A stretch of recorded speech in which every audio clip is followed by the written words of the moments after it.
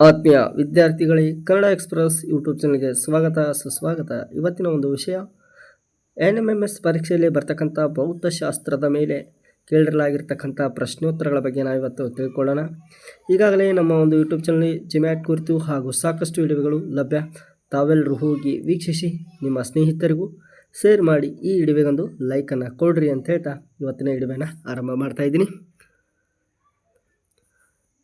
ಭೌತಶಾಸ್ತ್ರದ ಪ್ರಶ್ನೋತ್ತರಗಳು. ಇವುಗಳಲ್ಲಿ ಕನಿಷ್ಠ ಕೆಲಸ ನಡೆದಿರುವುದು ಸೂಚಿಸುವ ಒಂದು ಚಿತ್ರ ಯಾವುದು ಅಂತ ಕೇಳಿದ್ದಾರೆ. ಇಲ್ಲಿ ನೀವು ನೋಡ್ಬೋದು, ಈ ರೀತಿ 4 ಚಿಹ್ನೆಗಳನ್ನು ಕೊಟ್ಟಿರ್ತಾರೆ.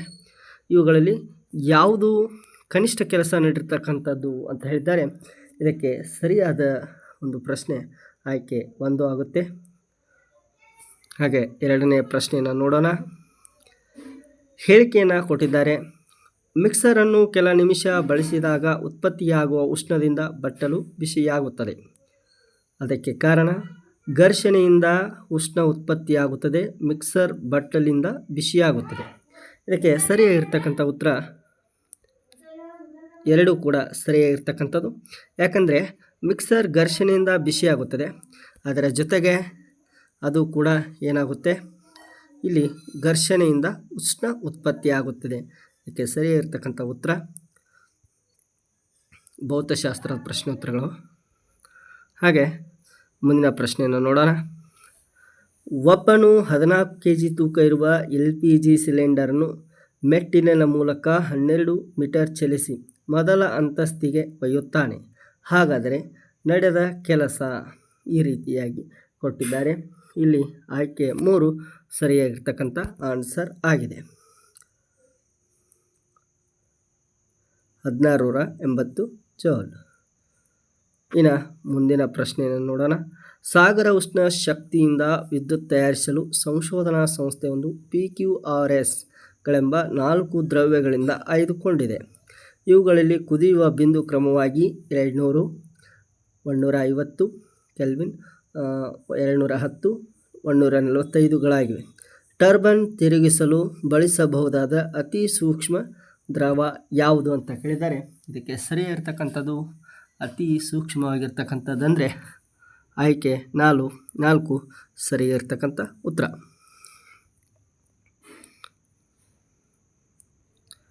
ಇನ್ನು 5ನೇ ಪ್ರಶ್ನೆ ತಿಳ್ಕೊಳ್ಳೋಣ. ಒಂದು ಮಗು ಉಯ್ಯಾಲೆ ಆಡುತ್ತಿದೆ. ಇಲ್ಲಿ ಪ್ರಚನ ಶಕ್ತಿ ಗರಿಷ್ಠವಾಗಿರುವುದು ಅಂತ ಕೇಳಿದ್ದಾರೆ. ಇದಕ್ಕೆ ಉಯ್ಯಾಲೆಯು ಮಧ್ಯಭಾಗದಲ್ಲಿದ್ದಾಗ, ಉಯ್ಯಾಲೆಯು ಹಿಂಭಾಗದಿಂದ ಕೆಳಗೆ ಚಲಿಸುವಾಗ, ಉಯ್ಯಾಲೆಯು ಮುಂಭಾಗದಲ್ಲಿ ಅಥವಾ ಹಿಂಭಾಗದಲ್ಲಿ ಗರಿಷ್ಠ ಎತ್ತರಕ್ಕೆ ಚಲಿಸಿದಾಗ. ಹಾಗಾದರೆ ಸರಿಯಾಗಿರ್ತಕ್ಕಂಥದ್ದು ಇದೇ ಕೂಡ ಆಗಿದೆ. ಯಾಕಂದರೆ ಉಯ್ಯಾಲೆಯು ಹಿಂಭಾಗದಲ್ಲಿ ಇದ್ದಾಗ ಜೊತೆಗೆ ಗರಿಷ್ಠ ಎತ್ತರಕ್ಕೆ ಚಲಿಸಿದಾಗ ಅದು ಗರಿಷ್ಠ ಪ್ರಚನ ಶಕ್ತಿ ಆಗುತ್ತದೆ. ಇನ್ನು ಪ್ರಶ್ನೆ 6. ದಿನಾಂಕ 8 ಗಂಟೆಗಳಂತೆ ಒಂದು ತಿಂಗಳಲ್ಲಿ 96 ಕಿಲೋಮೀಟರ್ ವಿದ್ಯುತ್ತನ್ನು ಒಂದು ರೆಫ್ರಿಜರೇಟರ್ ಬಳಸಿದೆ. ಅದರ ವಿದ್ಯುತ್ ಸಾಮರ್ಥ್ಯ ಎಷ್ಟು ಅಂತ ಕೇಳಿದ್ದಾರೆ. ಇದಕ್ಕೆ ಸರಿಯಾಗಿರ್ತಕ್ಕಂಥ ಆನ್ಸರ್ 400 ವ್ಯಾಟ್, ಅಂದರೆ ಆಪ್ಷನ್ ಡಿ. ಈ ರೀತಿ ಪ್ರಶ್ನೆಗಳನ್ನು ಕೇಳ್ತಾರೆ. ಜೊತೆಗೆ 7ನೇ ಪ್ರಶ್ನೆಯನ್ನು ನೋಡೋಣ. ಕೆಲಸ ನಡೆದಿರುವುದನ್ನು ಒಂದು ಸೂಚಿಸುವ ಒಂದು ಸಂದರ್ಭ ಅಂತಕ್ಕಂಥದ್ದು. ಕೈಯನ್ನು ವೃತ್ತಾಕಾರದಲ್ಲಿ ತಿರುಗಿಸಿದಾಗ, ಪುಸ್ತಕವನ್ನು ತಳ್ಳಿದಾಗ, ವೃತ್ತಪತ್ರಿಕೆ ಓದಿದಾಗ, ಗಿರಣಿಗಳನ್ನು ನೀರುಣಿಸಿದಾಗ. ಇಲ್ಲಿ ಯಾವುದು ಸರಿಯಾಗಿರ್ತಕ್ಕಂಥದ್ದು ಅಂದರೆ ಪುಸ್ತಕವನ್ನು ತಳ್ಳಿದಾಗ ಈ ಒಂದು ಕೆಲಸ ನಡೆಯುತ್ತದೆ. ಇನ್ನು ಪ್ರಶ್ನೆ ನೋಡೋಣ. 15 kg ಭಾರದ ತಳ್ಳುವ ಗಾಡಿಯನ್ನು 2 ಮೀಟರ್ ಸೆಕೆಂಡ್ ವೇಗೋತ್ಕರ್ಷದಿಂದ ತಳ್ಳಿದಾಗ 50 ಮೀಟರ್ ದೂರ ಚಲಿಸಿದೆ. ಹಾಗಾದರೆ ನಡೆದ ಕೆಲಸ ಎಷ್ಟು ಅಂತ ಕೇಳಿದ್ದಾರೆ. ಇದಕ್ಕೆ ಸರಿಯಾಗಿರ್ತಕ್ಕಂಥದ್ದು 15 ಕಿಲೋ ಜೌಲ್. ನೆಕ್ಸ್ಟ್ 9ನೇ ಪ್ರಶ್ನೆ. ಇಲ್ಲಿ ABC ಗುಂಡಿಗಳು ಕ್ರಮವಾಗಿ 5 ಮೀಟರ್, 4 ಮೀಟರ್, 6 ಮೀಟರ್ ಎತ್ತರದಲ್ಲಿದೆ. ಇವುಗಳಲ್ಲಿ ಪ್ರಚನ ಶಕ್ತಿಯು ಏರಿಕೆ ಕ್ರಮದಲ್ಲಿ ಜೋಡಣೆ. ಇದಕ್ಕೆ ಸರಿಯಾಗಿರ್ತಕ್ಕಂಥ ಆನ್ಸರ್ ACB ಅಂತಕ್ಕಂಥದ್ದು ಆಯ್ಕೆ 4. ಇನ್ನು ಬೆಳಕು ಮೇಲೆ ಪ್ರಶ್ನೆಗಳನ್ನು ಕೇಳ್ತಕ್ಕಂಥದ್ದು. ಮೈದಾನದಲ್ಲಿ ಆಡುತ್ತಿರುವ ಒಬ್ಬ ವಿದ್ಯಾರ್ಥಿ ಆಸನದಲ್ಲಿ ಹಾರುತ್ತಿರುವುದನ್ನು ವಿಮಾನ ಸದ್ದು ಕೇಳಿ ಆ ವಿಮಾನವನ್ನು ನೋಡುತ್ತಾನೆ. ಆಗ ಕಣ್ಣಿನಲ್ಲಿರುವ ಮಸೂರ ಯಾವುದು ಅಂತಕ್ಕಂಥದ್ದು. ಇದಕ್ಕೆ ಸರಿಯಾಗಿರ್ತಕ್ಕಂಥ ಉತ್ತರ ಆಯ್ಕೆ 1, ತನ್ನ ವಕ್ರತೆಯನ್ನು ಹೆಚ್ಚಿಸಿಕೊಳ್ಳುತ್ತದೆ. ಇನ್ನು ಪ್ರಶ್ನೆ 11 ನೋಡೋಣ. ಚಿತ್ರದಲ್ಲಿ ತೋರಿಸುವಂತೆ 2 ಸಮತಲ ದರ್ಪಣಗಳನ್ನು ಜೋಡಿಸಲಾಗಿದೆ. ಅವುಗಳ ನಡುವಿನ ಒಂದು ವಸ್ತುವನ್ನು ಇಟ್ಟಾಗ ಉಂಟಾಗುವ ಪ್ರತಿಬಿಂಬದ ಸಂಖ್ಯೆ ಎಷ್ಟು ಅಂತಕ್ಕಂಥದ್ದು ಕೇಳಿದ್ದಾರೆ. ಇದಕ್ಕೆ ಸರಿಯಾಗಿರ್ತಕ್ಕಂಥದ್ದು 3 ಆಗುತ್ತೆ. 3 ಸಾರಿ ಪ್ರತಿಬಿಂಬ ಉಂಟಾಗುತ್ತದೆ. ಇನ್ನು ಪ್ರಶ್ನೆ 12, ಒಂದು ಸಮತಲ ದರ್ಪಣ ಮುಂದೆ ನಿಂತು ಒಬ್ಬ ವಿದ್ಯಾರ್ಥಿ ಅವನ ಬಿಂಬವನ್ನು ನಡುವಿನ ದೂರ 50 ಸೆಂಟಿಮೀಟರ್ ಇದೆ. ಆ ವಿದ್ಯಾರ್ಥಿ ದರ್ಪಣದಿಂದ ಎಷ್ಟು ದೂರದಲ್ಲಿದ್ದಾನೆ? ಇದಕ್ಕೆ ಸರಿಯಾಗಿರ್ತಕ್ಕಂಥ ಆನ್ಸರ್ 25 ಸೆಂಟಿಮೀಟರ್. ಇನ್ನು ಮುಂದಿನ ಪ್ರಶ್ನೆಗೆ ಹೋಗೋಣ. ಇವುಗಳೆಲ್ಲ ನೋಟ್ ಮಾಡಿಕೊಳ್ಳ್ರಿ. ರೈಲ್ವೆ ಪ್ಲಾಟ್ಫಾರ್ಮ್ನಲ್ಲಿ ನಿಂತಿರುವ ಒಬ್ಬ ವಿದ್ಯಾರ್ಥಿಯ ಮುಂದೆ ಬಹಳ ವೇಗದಿಂದ ಒಂದು ರೈಲು ಹಾದು ಹೋಗುತ್ತದೆ. ಆಗ ರೈಲು ಮತ್ತು ರೈಲಿನ ಮೇಲಿನ ಬರಹಗಳು ವಿದ್ಯಾರ್ಥಿಗೆ ಮಸುಕಾಗಿ ಕಾಣುತ್ತದೆ. ಇದಕ್ಕೆ ಕಾರಣ ಅಂತಕ್ಕಂಥದ್ದು ಸರಿಯಾಗಿರ್ತಕ್ಕಂಥ ಆನ್ಸರ್ ಸಿ. ಅಕ್ಷಿಪಟಲದ ಮೇಲೆ ರೈಲಿನ ಬಿಂಬ ಸೆಕೆಂಡಿಗೆ 1/16 ಕಡಿಮೆ ದರದಿಂದ ಮೂಡುತ್ತದೆ. ಮುಂದಿನ ಪ್ರಶ್ನೆ 14, ಮುಂದೆ ನೀಡಿರುವ ಇಂಗ್ಲೀಷ್ನ ವರ್ಣಮಾಲೆ ಯಾವ ಅಕ್ಷರ ಪ್ರತಿಬಿಂಬ ನಿಖರವಾಗಿ ಅದು ಇರುವ ಹಾಗೆ ಕಾಣುತ್ತದೆ? ಇದಕ್ಕೆ ಸರಿಯಾಗಿರ್ತಕ್ಕಂಥ ಆನ್ಸರ್ ಎಮ್ ಅಂತಕ್ಕಂಥದ್ದು. ಎಮ್ ಹೇಗೆ ಇರುತ್ತೆ ಅದೇ ಥರನಾಗಿ ಕಾಣಿಸುತ್ತೆ. ಪ್ರಶ್ನೆ 15, ಒಬ್ಬ ವ್ಯಕ್ತಿ ಒಂದು ಸಮತಲ ದರ್ಪಣದಿಂದ 4 ಮೀಟರ್ ದೂರ ಇದ್ದಾನೆ. ವ್ಯಕ್ತಿಯ ಪ್ರತಿಬಿಂಬ ಮತ್ತು ದರ್ಪಣದ ನಡುವಿನ ದೂರ 10 ಮೀಟರ್. ಹಾಗಾದರೆ ವ್ಯಕ್ತಿಯು, ಇದಕ್ಕೆ ಸರಿಯಾಗಿರ್ತಕ್ಕಂಥ ಆನ್ಸರ್, ತನ್ನ ಸ್ಥಾನದಿಂದ 1 ಮೀಟರ್ ಹಿಂದಕ್ಕೆ ಚಲಿಸಬೇಕು. ಇನ್ನು ಪ್ರಶ್ನೆ 16, ಡೈರೆಕ್ಟಾಗಿ ಆನ್ಸರ್ಗಳನ್ನ ಹೇಳ್ತಾ ಹೋಗ್ತೀನಿ. ನಿಮಗೆ ಒಂದು ದೊಡ್ಡ ಕ್ರಿಕೆಟ್ನ ಮೈದಾನದಲ್ಲಿ ಕ್ರಿಕೆಟ್ ನೋಡುವ ಅವಕಾಶ ಸಿಕ್ಕರೆ ಈ ದಿನ ಯಾವ ಸಾಧನ ಬಳಸಲು ಇಷ್ಟಪಡುತ್ತೀರಿ? ಇದಕ್ಕೆ ಸರಿಯಾಗಿರ್ತಕ್ಕಂಥ ಆನ್ಸರ್ ದ್ವಿನೇತ್ರ ಅಂತಕ್ಕಂಥದ್ದು. ಒಂದು ಗಾಜಿನ ಪಟ್ಟಕದ ಮೂಲಕ ಬಿಳಿ ಬೆಳಕು ಹಾದು ಹೋಗುತ್ತದೆ. ವರ್ಣ ವಿಭಜನೆ ಆಗುತ್ತದೆ. ಇದರಲ್ಲಿ ಅತಿ ಹೆಚ್ಚು ಮತ್ತು ಕಡಿಮೆ ಬಾಗುವ ಬಣ್ಣಗಳು ಕ್ರಮವಾಗಿ ಬರೆಯತಕ್ಕಂಥದ್ದು. ಇದಕ್ಕೆ ಸರಿಯಾಗಿರ್ತಕ್ಕಂಥ ಉತ್ತರ ನೇರಳೆ ಮತ್ತು ಕೆಂಪು ಅಂತಕ್ಕಂಥದ್ದು. ಇನ್ನು ಮುಂದಿನ ಪ್ರಶ್ನೆ, ಒಡೆದ ಹೋದ ಸಮತಲ ದರ್ಪಣದ ಚೂರುಗಳನ್ನು ಬಳಸಿಕೊಂಡು ತಯಾರಿಸಬಹುದಾದ ಒಂದು ಸಾಧನ ಯಾವುದು ಅಥವಾ ಈ ರೀತಿ ಕೇಳಿದ್ದಾರೆ. ಅದಕ್ಕೆ ಚಿತ್ರದರ್ಶಕ ಅಂತಕ್ಕಂಥದ್ದು ಸರಿಯಾಗಿರ್ತಕ್ಕಂಥದ್ದು. ಇದು ಸರಿಯಾಗಿರ್ತಕ್ಕಂಥದ್ದು. ಇನ್ನು ಮುಂದಿನ ಪ್ರಶ್ನೆಯನ್ನು ನೋಡೋಣ. ಮುಂದಿನ ವಸ್ತುಗಳಲ್ಲಿ ಒಂದು ಪ್ರತಿದಿತ್ಯ ವಸ್ತು ಯಾವುದು? ಇದಕ್ಕೆ ಸರಿಯಾಗಿರ್ತಕ್ಕಂಥದ್ದು ವಿದ್ಯುತ್ ಬಲ್ಬ್. ಇನ್ನು ಕಾಮನ ಬಿಲ್ಲಿನಲ್ಲಿ ಕಾಣದಿರುವ ಒಂದು ಬಣ್ಣ ಯಾವುದು? ಇದಕ್ಕೆ ಸರಿಯಾಗಿರ್ತಕ್ಕಂಥದ್ದು ಊದು ಬಣ್ಣ ಕಾಣಂಗಿಲ್ಲ. ಇನ್ನು ಇಂಗ್ಲೀಷ್ನ ವರ್ಣಮಾಲೆ ಟಿ ಸಮತಲ ದರ್ಪಣದ ಮುಂದೆ ಇರಿಸಿದಾಗ ಯಾವ ರೀತಿ ಕಾಣಿಸ್ತದೆ ಅಂತಕ್ಕಂಥದ್ದು. ಇದಕ್ಕೆ ಸರಿಯಾಗಿರ್ತಕ್ಕಂಥ ಆನ್ಸರ್ ಅದು ದರ್ಪಣದಲ್ಲಿ ಇರಿಸಿದಾಗ ಕಾಣ್ತಕ್ಕಂಥದ್ದು ಆಯ್ಕೆ 1 ಸರಿಯಾಗಿರ್ತಕ್ಕಂಥದ್ದು. ಇಲ್ಲಿ ನೋಡ್ಬೋದು, ಮುಂದೆ ನೀಡಿರುವ ಯಾವ ಚಿತ್ರ ಪ್ರತಿಫಲನದ ಮೊದಲನೇ ನಿಯಮವನ್ನು ಸೂಚಿಸುತ್ತದೆ?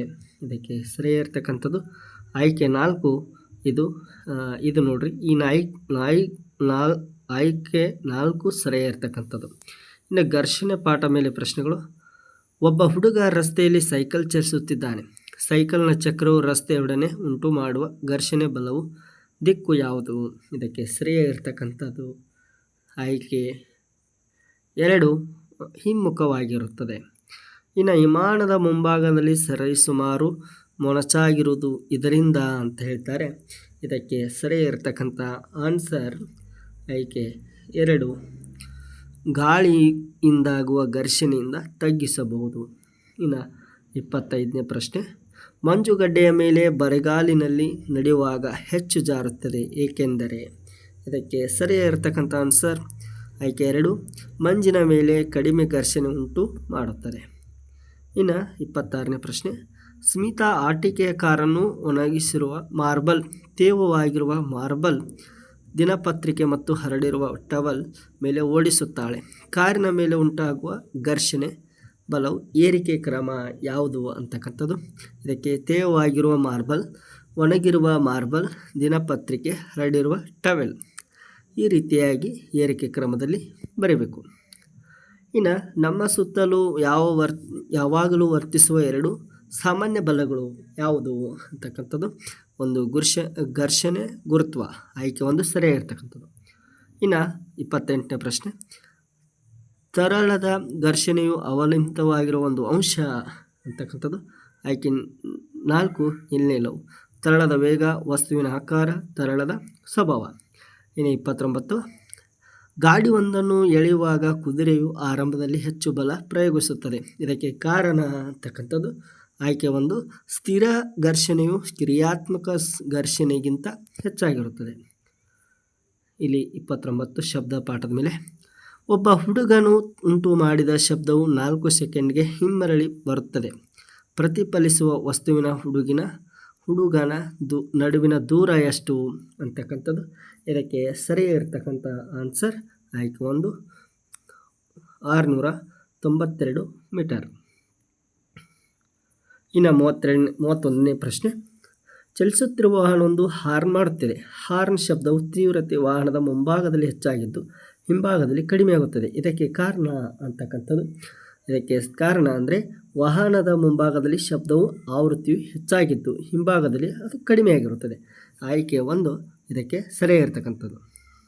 ಅಂದರೆ ಇದರ ಅರ್ಥ ಏನಂದರೆ, ಒಂದು ಹಾರ್ನ್ ಮುಂದೆ ಹೆಚ್ಚಿನ ಒಂದು ತೀವ್ರತೆ ಹೆಚ್ಚಾಗಿದ್ದು ಹಿಂಭಾಗದಲ್ಲಿ ಕಡಿಮೆಯಾಗಿರುತ್ತದೆ. ಅದಕ್ಕೆ ಕಾರಣ ಅಂದರೆ ಅಲ್ಲಿರ್ತಕ್ಕಂಥ ಮುಂದೆ ಆವೃತ್ತಿಗಳು ಹೆಚ್ಚಾಗಿದ್ದು ಶಬ್ದದ ಆವೃತ್ತಿ ಮುಂದೆ ಹೆಚ್ಚಾಗಿರುತ್ತೆ, ಹಿಂದೆ ಕಡಿಮೆಯಾಗಿರುತ್ತೆ. ಇನ್ನು 32ನೇ ಪ್ರಶ್ನೆ, ಒಂದು ಮೂಲದಿಂದ ಉತ್ಪತ್ತಿಯಾದ ಶಬ್ದ ಪಾರವು ಹೆಚ್ಚಾಗಿದ್ದು ಘೋಷವು ಹೆಚ್ಚಾಗಿದೆ. ಇದಕ್ಕೆ ಶಬ್ದವು ಅಂತಕ್ಕಂಥದ್ದು. ಆಯ್ಕೆ 4 ಹೆಚ್ಚು ದೂರ ಕೇಳಿಸುತ್ತದೆ. ಇನ್ನು ಸೊಳ್ಳೆಗಳು ಹರಡುವಾಗ ರೆಕ್ಕೆಗಳ ಕಂಪನಗಳಿಂದ ಶಬ್ದ ಕೇಳಿಸುತ್ತದೆ. ಅದರ ರೆಕ್ಕೆಗಳ ಕಂಪನವು ಕಣ್ಣಿಗೆ ಕಾಣುವುದಿಲ್ಲ. ಇದಕ್ಕೆ ಕಾರಣ ರೆಕ್ಕೆಗಳ ಅಂತ ಕೇಳಿದರೆ ಇದಕ್ಕೆ ಸರಿಯಾಗಿರ್ತಕ್ಕಂಥದ್ದು. ಕಂಪನಾಂಗ ಹೆಚ್ಚಾಗಿರುತ್ತದೆ, ಅಲ್ಲಿ ಕಂಪನ ಹೆಚ್ಚಾಗಿರುತ್ತದೆ. ಇನ್ನು 34ನೇ ಪ್ರಶ್ನೆ, ವಿಭಿನ್ನತೆ ಉಷ್ಣತೆಯಿಂದ ಹೊಂದಿರುವ 4 ರಾಜ್ಯಗಳು ನೀಡಿದೆ. ಇವುಗಳಲ್ಲಿ ಯಾವ ರಾಜ್ಯವು ಸಾಮಾನ್ಯವಾಗಿ ಶಬ್ದದ ಯೋಗ ಕಡಿಮೆಯಾಗಿರುತ್ತದೆ? ಅದರ ಯೋಗ ಕಡಿಮೆಯಾಗಿದೆ. ಅದಕ್ಕೆ ಸರಿಯಾಗಿರ್ತಕ್ಕಂಥದ್ದು ರಾಜಸ್ಥಾನ್.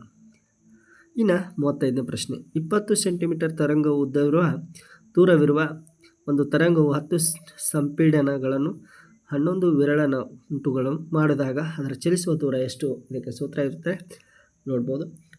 ಇದಕ್ಕೆ 200 ಸೆಂಟಿಮೀಟರ್. ಇನ್ನು ಒಂದು ಶಾಲೆಯ 4 ಆವೃತ್ತಿ ಮತ್ತು 10 ಸೆಕೆಂಡ್ ತರಂಗ ದೂರವು ಶಬ್ದವನ್ನುಂಟು ಮಾಡುತ್ತದೆ. ಶಾಲೆಯಿಂದ 1 ಕಿಲೋಮೀಟರ್ ದೂರದಲ್ಲಿರುವ ವಿದ್ಯಾರ್ಥಿ ಶಬ್ದ ಕೇಳಿಸಲು ತೆಗೆದುಕೊಳ್ಳುವ ಸಮಯ ಎಷ್ಟು? ಇದಕ್ಕೂ ಕೂಡ ಸೂತ್ರ ಇದೆ, 36 2.5. ಇನ್ನು 37ನೇ ಪ್ರಶ್ನೆ, ವಾಹನಗಳಲ್ಲಿ ಸೈರನ್ಸ್ಗಳನ್ನು ಬಳಸಲು ಮುಖ್ಯವಾದ ಒಂದು ಕಾರಣ ಏನು? ಇದಕ್ಕೆ ಶಬ್ದದ ಪಾರವನ್ನು ಕಡಿಮೆ ಮಾಡಲು. ಒಬ್ಬ ಸಂಗೀತಗಾರನು ಹಾಡುತ್ತಾನೆ. ಈ ಸಂದರ್ಭದಲ್ಲಿ ಬದಲಾಗದ ಆತನ ಶಬ್ದದ ಒಂದು ಅಂಶ ಅಂತಕ್ಕಂಥದ್ದು ಗುಣಮಟ್ಟ. ಇನ್ನು 39ನೇ ಪ್ರಶ್ನೆ, ಒಂದು ಕರ್ಕಶ ಧ್ವನಿ ನಿರ್ದಿಷ್ಟ ಸಮಯದಲ್ಲಿ ಪುನರಾವರ್ತನೆಯಾಗುತ್ತದೆ. ಇದರಿಂದಾಗಿ ಅಂತ ಕೇಳಿದ್ದಾರೆ. ಆಯ್ಕೆ 3 ಶಬ್ದ ಸಂಗೀತವಾಗುತ್ತದೆ. ಒಬ್ಬ ಸಂಗೀತಗಾರ ಉನ್ನತ ಸ್ಥಾಯಿ ಹಾಡುತ್ತಾನೆ. ಇದರಿಂದಾಗಿ ಆತನ ಶಬ್ದವು ಏನಾಗಿರುತ್ತದೆ? ಆಯ್ಕೆ 2 ಕೀರಲಾಗುತ್ತದೆ. ಈ ರೀತಿಯಾಗಿ 40 ಪ್ರಶ್ನೆಗಳ ಬಗ್ಗೆ ನಾವಿವತ್ತು ತಿಳ್ಕೊಂಡಿವಿ. ಅದರ ಜೊತೆಗೆ ಇತಿಹಾಸದ ಒಂದು ಪ್ರಶ್ನೆಗಳನ್ನು ನಿಮಗೆ ಹೇಳ್ತೀನಿ, ಅದನ್ನು ಕೂಡ ಕಾಮೆಂಟಲ್ಲಿ ನೀವು ಉತ್ತರವನ್ನು ಕಾಮೆಂಟ್ ಮಾಡಿರಿ ಅಂತ ಹೇಳ್ತೀನಿ. ಮೌರ್ಯ ಸಾಮ್ರಾಜ್ಯದ ಸ್ಥಾಪಕ ಯಾರು? ಹಾಗೆ ಈ ರೀತಿ ಒಂದು ಪ್ರಶ್ನೆಯನ್ನು ಕೇಳಿದ್ದೇನೆ. ಇದನ್ನು ಕಾಮೆಂಟಲ್ಲಿ ಮಾಡಿರಿ. ಇದನ್ನು ಕಾಮೆಂಟಲ್ಲಿ ನಿಮ್ಮ ಉತ್ತರವನ್ನು ತಿಳಿಸಿ. ಅದರ ಜೊತೆಗೆ ನಿಮ್ಮ ಸ್ನೇಹಿತರಿಗೂ ಈ ವಿಡಿಯೋನ ಕಳಿಸ್ರಿ ಅಂತ ಹೇಳ್ತಾ ಇವತ್ತಿನ ವಿಡಿಯೋನ ಮುಗಿಸ್ತಾ ಇದ್ದೀನಿ. ಹಾಗೆ ಇನ್ನೊಂದು ಭಾಗದಲ್ಲಿ ಇನ್ನಷ್ಟು ಪ್ರಶ್ನೆಗಳ ಬಗ್ಗೆ ತಿಳಿದುಕೊಳ್ಳೋಣ. ಅಲ್ಲಿವರೆಗೂ ಬಾಯ್ ಬಾಯ್.